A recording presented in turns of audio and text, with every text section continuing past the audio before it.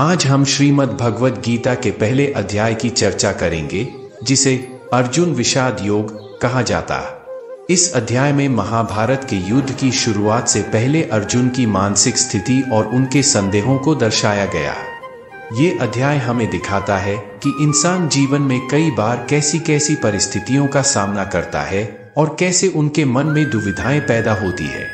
तो चलिए शुरू करते हैं। युद्ध भूमि का दृश्य। यह दृश्य है महाभारत के युद्ध के मैदान का। कुरुक्षेत्र, चारों तरफ युद्ध की तैयारी चल रही है। दोनों सेनाएं आमने सामने खड़ी है। अर्जुन, जो पांडवों के महान धनुर्धर हैं, अपने सारथी भगवान श्री कृष्ण से कहते हैं, हे कृष्ण, मेरा रथ दोनों सेनाओं के बीच ले चलो ताकि मैं देख सकूं कि किसके साथ मुझे युद्ध करना है। संजय द्वारा धृतराष्ट्र को अर्जुन के शब्दों का वर्णन। संजय कहते हैं, अर्जुन ने कहा, हे अच्युत, मेरा रथ दोनों सेनाओं के बीच में ले चल। मैं देखना चाहता हूं कि कौन कौन से योद्धा यहां युद्ध के लिए खड़े हैं। अर्जुन की दुविधा और निराशा। भगवान का रथ सेनाओं के बीच में ले जाते हैं। अर्जुन जब दोनों ओर के योद्धाओं को देखते हैं तो उन्हें समझ आता है कि वह अपने ही संबंधियों, गुरुओं और प्रियजनों के खिलाफ युद्ध करने वाले हैं। उनके मन में गहरा द्वंद्व उत्पन्न होता है। अर्जुन भावनाओं में बहने लगते हैं। उनके हाथ पैर कांपने लगते हैं। धनुष गांडीव हाथ से छूटने लगता है।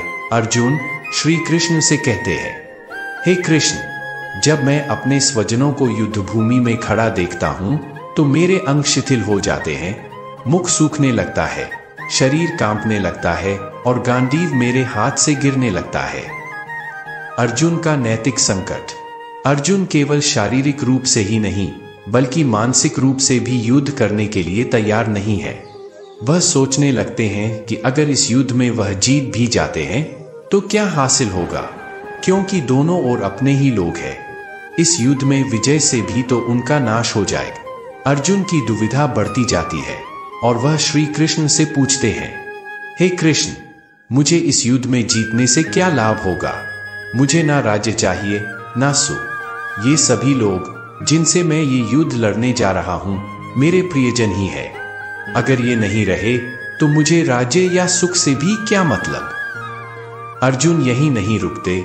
वह आगे कहते हैं कि इस युद्ध से केवल विनाश ही होगा। अर्जुन के मन में अहिंसा का भाव जागृत होता है। वह सोचते हैं कि अपने ही प्रियजनों को मारकर कैसे कोई सुखी हो सकता है। अर्जुन कहते हैं, अर्जुन की अहिंसा की भावना। हे जनार्दन, हम अपने ही रिश्तेदारों को मारकर कैसे सुखी हो सकते हैं? युद्ध से केवल पाप और विनाश ही होगा। इसके कारण कुल का नाश होगा और कुल की परंपराएं समाप्त हो जाएंगी। अर्जुन का आत्मसमर्पण। अर्जुन अब पूरी तरह से हताश हो जाते हैं और अपनी वीरता को भूलकर श्री कृष्ण के सामने अपने हथियार रख देते हैं। वह कहते हैं कि उन्हें इस समय कुछ भी ठीक गलत समझ नहीं आ रहा। वह श्री कृष्ण से प्रार्थना करते हैं कि उन्हें मार्ग दिखाए।